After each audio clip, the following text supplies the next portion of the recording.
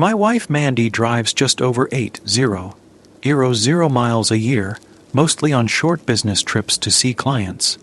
Our detached villa in Surrey is close to the hellish M25 motorway that loops around London. It's a good place to live, but even a short drive along the M25 can take a long time. Mandy's method of beating traffic jams on the M25 is snacks and soft drinks while she listens to bubblegum radio. It helps that she loves her bright orange Volkswagen Beetle convertible. This is a completely new version of Volkswagen with a powerful 2-liter engine, a modern audio system, a black soft top, and black leather seats. Most people agree that it's a great little car, but that hasn't stopped her from cluttering the inside with candy bar wrappers, empty drink containers, and other odds and ends. I find it funny that she drives a car designed to have a top speed of over 120 mph and spends most of her time either standing still or crawling along some of the UK's most congested roads. Mandy's first car as a university student was an old Volkswagen Beetle, and she told me she had fond memories of that car. This was before she met me, and in those days she lived at home with her parents.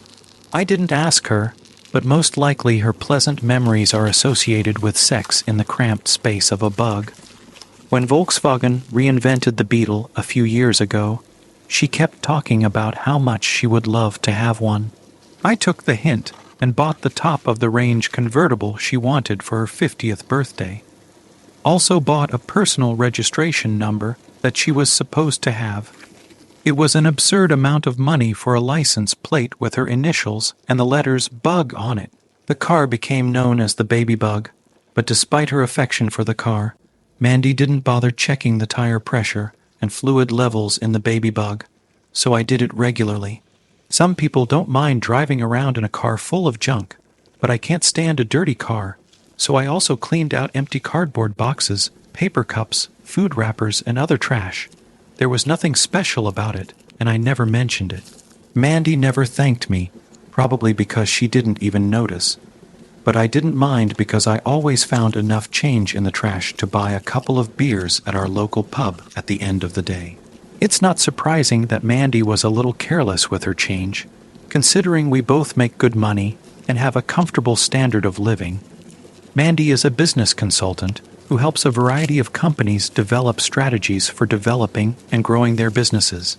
I am a freelance project manager specializing in change management projects. Everyone calls me Terry. My real name is Dave, not Terrence, but even my wife calls me Terry. Why? This is short for Terminator. Change projects almost always result in some poor bastards quitting, and it's my job to do the dirty work. Mandy and I met at university where we were both studying business administration. We got along so well that before we got married, we set up our own limited company, Alpha Business Consultants Limited. Although we were young and relatively naive, we received some useful advice and financial support from my father, a respected commercial lawyer. Unfortunately, my father is no longer with us. He died of illness a few years ago. When we started the company, he agreed to become a director, and it was his active involvement that gave us the seriousness we needed to come to the negotiating table with potential clients. In return, we gave my father several shares of the company, and he was always ready and willing to share his skills, knowledge, and experience with us. In the early years, Mandy and I worked hard to build the business for our company, ABC, by building a client base that needed consulting support for strategic business planning. However, after a while, we realized that our skills were completely different. Mandy is good at helping companies plan for the future, while my strength is solving problems in the here and now. Her specialty is planning what people want to happen, and my specialty is solving problems when things don't go as planned. Both Mandy and Dad felt that ABC needed to clearly define its focus on strategy rather than implementation. So we agreed that I would work separately as an independent consultant specializing in managing organizational change projects. Mandy continued to work at ABC as the only employee. Our twin daughters, Linda and Lucy, left home a few years ago and are now both at university. But when they were children, I set up a room on the ground floor of our house as an ABC office and put a sign on the door. Office, Mandy or I could go in there and work without interruption. It gradually became Mandy's office because I work mostly in the field with clients, and she mostly works out of the office. From home, she had about 50 key clients, and she charged fees for her consulting services as those clients needed her advice. Unlike Mandy, I rarely had a full-time business, although I received referrals and regularly worked as an assistant for a large, well-known management consultancy. Typically, I would only have one client at a time, and I would work with them over a period of weeks or months, managing a major change project such as an office move or an organizational restructuring. After finishing a project, I usually took a break for a few days or even weeks before a new assignment came up. Not knowing what will happen next can be daunting for many people, but I got used to it and enjoyed taking breaks to read and improve my cooking skills. It also gave me time to do most of the routine maintenance work around the house that didn't require a professional. I also cleaned the fish tank in Mandy's office regularly. She reads somewhere that a large aquarium with lots of brightly colored tropical fish helps with her thinking process. So she just had to have one. She liked the aquarium, but she was not able to bother with its maintenance and upkeep. She probably thought that PH was just two random letters, so in the end it was me who looked after the well-being of the fish. I never complained about being left alone when Mandy was away on short business trips, and she never complained if I was away for a week working on a site in another part of the country. In fact, I think our personal lives benefited from these occasional absences, especially after our two daughters left home, and we were left alone. I hope that once we became empty nesters, we could spice up our social lives by going out more often, maybe even taking a romantic weekend to Paris or Rome. People plan, but the gods laugh, as they say. Everything changed when Mandy came home one day with Little Dog. Little Dog is a Shih Tzu, also known as a Chinese lion dog. Every time I see him, I'm reminded of the joke about the guy who went to the zoo where there was only one animal. A dog. It was a Shih Tzu. I was a little annoyed that Mandy got a dog without consulting me. Little Dog was friendly enough, but I knew right away that I would eventually have to take him on walks and look after him when Mandy wasn't around, and possibly even when she was.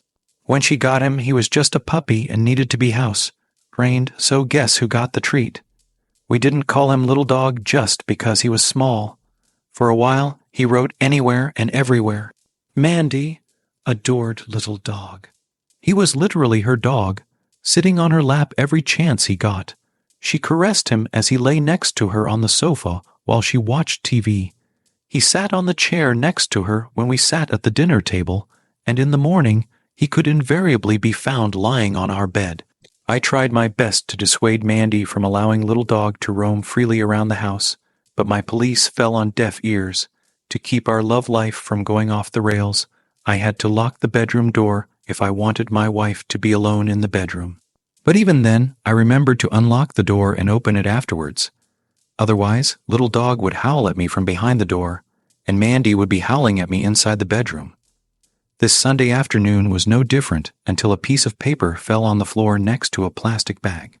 I noticed that it was a credit card received from the Ainsley House Hotel, a huge country hotel located about 20 miles from our house. Like many large rural hotels, it has a reputable restaurant. But the main income comes from the spa and conference center, where seminars, wedding receptions, business dinners, and other events are held.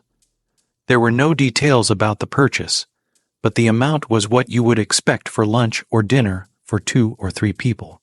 I assumed that Mandy was treating clients, so I decided it would be better not to throw away the check in case she needed it, and I stuck it in my wallet to give later. I put all the snack wrappers and other debris in a plastic bag, tied it up and threw it in the trash, then took the little bug to the local garage to get gas and check the tires and fluid levels. The next day, Mandy was leaving on a business trip north and would not return for several days. I was between assignments and had a lot of free time. I was hoping to take her to lunch at the Fox and Hounds pub, but she said she was too busy preparing for her trip. I was disappointed by this because Sunday has always been a family day for us. Our daughters continued this tradition by calling us on Sundays, so I was not surprised when I returned from the garage to find Mandy in the living room with her feet up, clearly engaged in a long phone conversation with Lucy. After listening to the end of Mandy's conversation, I realized that Lucy was having another crisis in her personal life. Linda is the calm and quiet daughter, while Lucy is the drama queen. When their sleepovers with guys got serious, I tried to stay calm while still showing them that I cared about what was going on in their lives. They know that we are both there for them if they need help or advice. But if they want to gossip or cry, their mother is usually first on the list.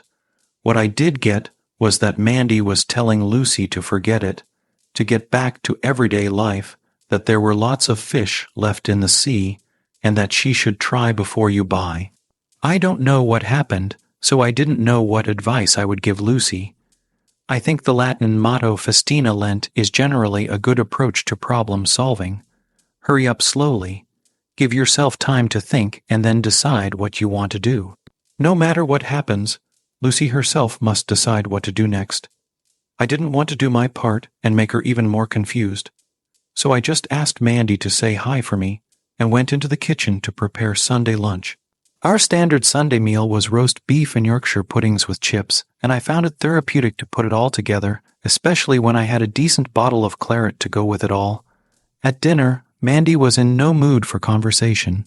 Although she did fill me in on her phone conversations with Linda and Lucy, Linda is in a steady relationship with a nice guy, and she was going through a good period in her studies, getting good grades on her last assignments. Things weren't going so well for Lucy, and her boyfriend dumped her after he noticed her kissing someone else.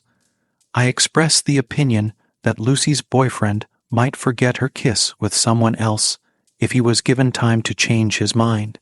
But I doubted that there would be any way back if Lucy decided to try possible replacements in the meantime. Mandy had a very different view and seemed to think that Lucy should just forget about the relationship and look for somewhere else to have fun. After dinner, I took little Doug for an evening walk, and after making sure the little black plastic bag containing his poop was tightly sealed, I threw it in the trash can outside. Later, I sat in the living room for a while, watching TV, while Mandy went into her office with little Doug to finish preparing a presentation for her client. I loaded the dishwasher and went to bed, where I tossed and turned for a while before falling into a restless sleep. I was vaguely aware that Mandy had gone to bed much later, but when I woke up in the morning, she was already up. Instead of my beloved wife, I found myself face to face with little Doug, blowing his stinking dog breath right in my face. There's nothing like a Shih Tzu's morning breath to get you out of bed in half the time.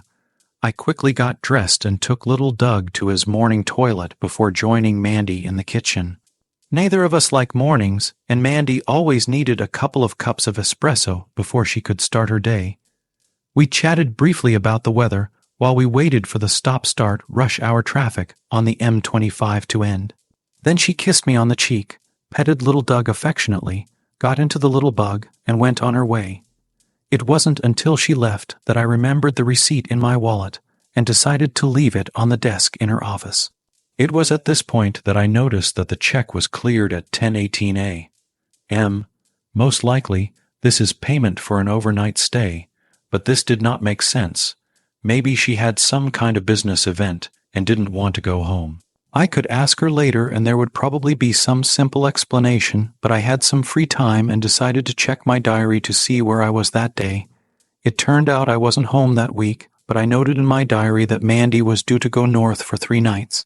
The check was issued the morning after she left, so it appears she only managed to travel 20 miles before spending the night at Ainsley House Hotel. If she was at a business event, I could easily drop her off and pick her up, and she wouldn't have to pay for an overnight stay. I sat in her office staring at the receipt. I didn't notice anything unusual in her behavior, We still made love regularly, but I couldn't help thinking that this could be proof that she was having an affair. I was shocked by this possibility, but most of all, I was puzzled. I had absolutely no idea that she could be intimate with anyone else, and I had no suspects. I also found it difficult to understand why she would need to book a hotel room when she could simply take advantage of my regular absences and have fun at home. Of course, maybe she did both. Or maybe there was some completely innocent reason why she was staying at the Ainsley House Hotel that evening. As I sat there trying to wrap my head around what might be going on, it dawned on me that she might be doing the same thing on her current assignment. I took my cell phone and dialed the phone number on the receipt, hoping that my suspicions were unfounded. I asked the nice woman who answered the phone if she could connect me with their guest, Mrs. Amanda Carmichael. She said she was very sorry.